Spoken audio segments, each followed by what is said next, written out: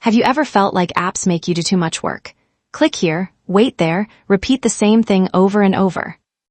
Well, what if I told you apps could be way smarter and actually help you instead? Okay, so what's a React agent? Think of it like this. Imagine walking into a store. There's a helpful assistant who notices you arrive, figures out what you need, and helps you find it without you having to ask for everything. That is exactly what a React agent does inside an app. It's a smart helper that watches, thinks, and acts. Without an agent, you are doing all the work. Click, wait, over and over. But with a React agent, you start something and the agent takes over. It handles the boring, repetitive stuff automatically. You barely have to lift a finger. So why does this matter? First, you save time. Second, less effort. Third, your app feels smarter. And finally, you can focus on what actually matters. You are shopping online and ask a question in the chat. It instantly searches the help section, understands your question, and gives you the answer in seconds.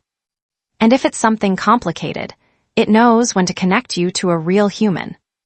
You are shopping for a laptop. The React agent notices what you are looking at and figures out your preferences. And automatically shows you similar products you might like, no searching required.